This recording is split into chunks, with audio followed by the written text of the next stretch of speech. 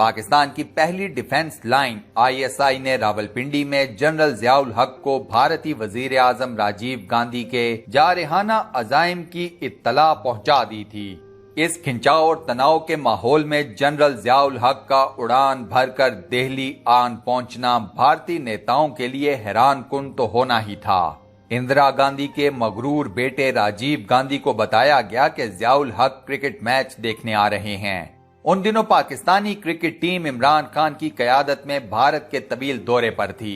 Series میں پاکستان کو بھارت سے 5 ٹیسٹ میچز اور 6 ون ڈے انٹرنیشنلز کھیلنا تھے۔ 2 ٹیسٹ میچز مکمل ہو چکے تھے جو دونوں کے دونوں بنا کسی نتیجے کے ختم ہوئے تھے۔ تیسرا ٹیسٹ میچ کھیلا جا رہا تھا اور ادھر راجستھان میں بھارت پاکستانی سرحدوں سے کھلواڑ کرنے کو بے چین تھا۔ ضیاء الحق کی اس طرح آمد سے اندرا گاندھی کے مغرور بیٹے کے غرور کا وزن کچھ اور بڑھ گیا۔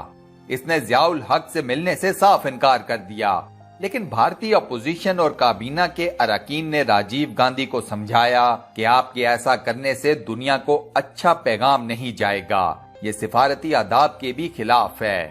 آپ کی اس حرکت سے پوری دنیا میں بھارت کا مذاق اڑایا جائے گا۔ بادل نخواستہ راجیو گاندھی ضیاء الحق سے ملنے کے لیے تیار ہو گیا۔ جنرل ضیاء الحق کے استقبال کے لیے راجیو گاندھی ایئرپورٹ بھی چلا گیا۔ جنرل ضیاء الحق کے طیارے نے لینڈ کیا۔ ایئرپورٹ پر راجیو گاندھی نے ضیاء الحق کا توہین آمیز سرد مہری سے استقبال کیا۔ ادھر جنرل ضیاء الحق تھا کہ مسکرائے جا رہا تھا۔ راجیو گاندھی نے جنرل کو دیکھے بغیر بے جان مسافے کے لیے ہاتھ بڑھا دیا۔ راجیو گاندھی نے اپنے معاون خصوصی سے کہا کہ جنرل صاحب میچ دیکھنے چنائے جانا چاہتے ہیں، ان کا خیال رکھنا۔ دوسری طرف راجیو گاندھی کا سرد رویہ اور میزبانوں کے ستے ہوئے چہرے بھی بن بلائے مہمان کے اعصاب چٹکا نہ سکے اور نہ ہی اس کے لبوں سے مسکراہٹ چھین سکے۔ وہ ان سب کے درمیان کھڑا مسکرا رہا تھا۔ پھر درمیانے قد و قامت کے بظاہر عام لیکن فولادی اعصاب رکھنے والے جرنیل نے راجیو گاندھی کی پیشانی عرق آلود کر دی۔ جنرل ضیاء الحق چنائے جاتے جاتے راجیو گاندھی کی جانب بڑھے اور اسی طرح مسکراتے ہوئے گڈ بائے کہنے کے بعد بولے، مسٹر راجیو، آپ پاکستان پر حملہ کرنا چاہتے ہیں، کر گزریے، لیکن یہ یاد رکھیے کہ اس کے بعد دنیا ہلاکو خان اور چنگیز خان کو بھول جائے گی۔ اس کے بعد پوری دنیا ضیاء الحق اور راجیو گاندھی کو یاد رکھے گی، کیونکہ یہ ایک روایتی نہیں ایٹمی جنگ ہوگی۔ ہو سکتا ہے پاکستان مکمل طور پر تباہ ہو جائے، لیکن مسلمان پھر بھی زمین پر باقی رہیں گے۔ لیکن بھارت کے خاتمے کے بعد دنیا میں ہندوازم کہیں نہیں رہے گا۔ میں دنیا بھر سے ہندوؤں کا نام و نشان مٹا دوں گا۔ کہا جاتا ہے کہ ضیاء الحق کی اس دھمکی سے راجیو گاندھی کی پیشانی پر پسینے کے قطرے چمکنے لگے، جو اس کی اندرونی کیفیت بیان کر رہے تھے۔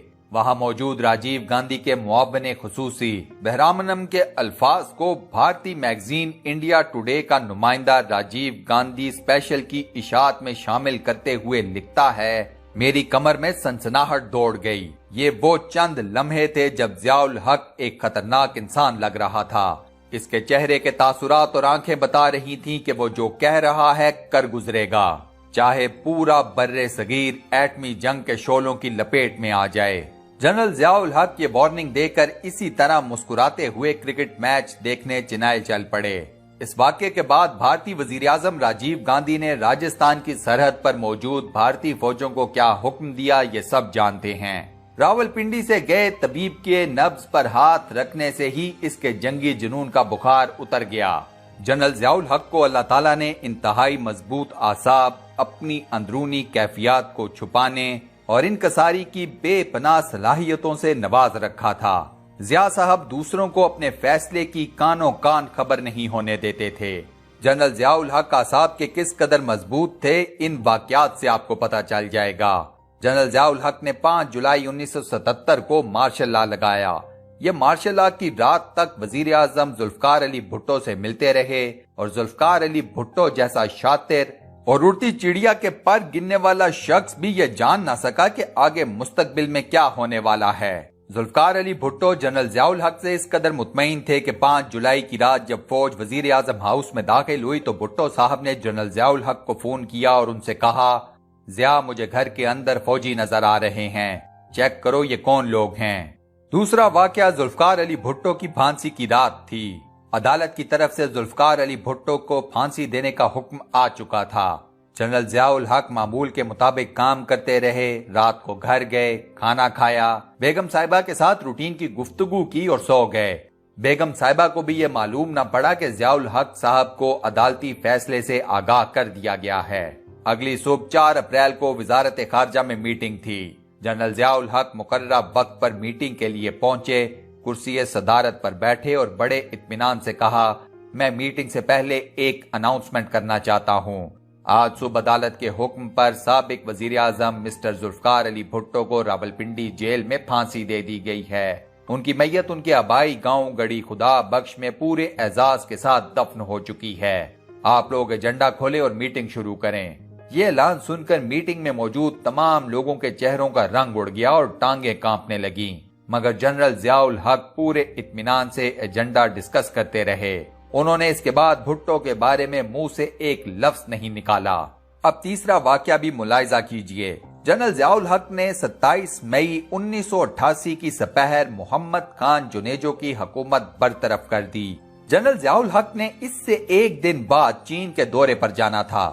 جنرل ضیاء الحق 27 مئی کا سارا دن چین کے دورے پر بریفنگ لیتے رہے۔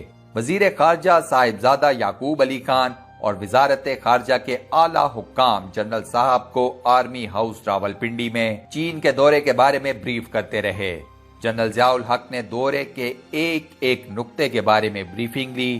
میٹنگ ختم ہوئی تو جنرل صاحب نے ڈی جی ایسٹ ایشیا سے پوچھا، میں نے کل شام بیجنگ میں جو تقریر کرنی ہے آپ نے وہ پرنٹ کروائی ہے؟ ڈی جی نے جواب دیا کہ سر تقریر پرنٹنگ پریس میں جا چکی ہے، میں کل صبح اس کی کاپیاں ساتھ لے کر آؤں گا۔ جنرل ضیاء الحق نے ان کی تعریف کی اور دن کے 3 بجے وزیر خارجہ اور ڈی جی ایسٹ ایشیا کو رخصت کیا اور 2 گھنٹے بعد محمد خان جنیجو کی حکومت برطرف کرنے کا اعلان کر دیا۔ شام 6 بجے صدر کے ملٹری سیکرٹری بریگیڈیئر خاور نے وزیر خارجہ اور ڈی جی ایسٹ ایشیا کو فون کیا اور انہیں بتایا کہ صدر صاحب کل چین نہیں جا سکیں گے، آپ چینی حکومت سے معذرت کر لیں۔ آپ لوگ جنرل ضیاء الحق کے اعصاب اور باتوں کو خفیہ رکھنے کی صلاحیت ملاحظہ کیجئے۔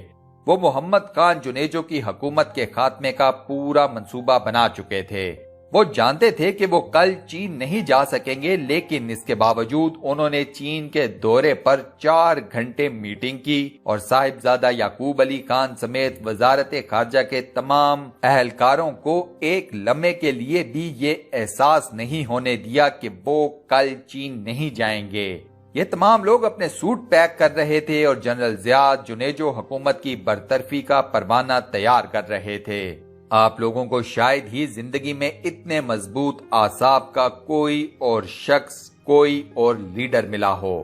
یہ سب باتیں ثابت کرتی ہیں کہ آرمی چیف پاک فوج کا سپہ سالار ایک انتہائی مضبوط اعصاب کا مالک ہوتا ہے۔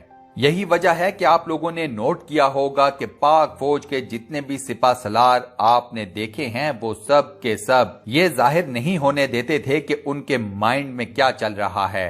میری ذاتی رائے میں پاکستان کے تمام آرمی چیفز کی ہمیشہ نیت ٹھیک رہی ہے۔ انہوں نے ہمیشہ پاکستان کی بقا اور سالمیت کو اپنی ٹاپ پرائورٹی رکھا ہے۔ ان لوگوں نے جو بھی فیصلے کیے اس میں ان کی نیت یہی تھی کہ پاکستان کا فائدہ ہونا چاہیے۔ ان میں سے کسی بھی ایک جرنیل نے اپنی ذاتی مفادات کے لیے کوئی فیصلہ نہیں کیا۔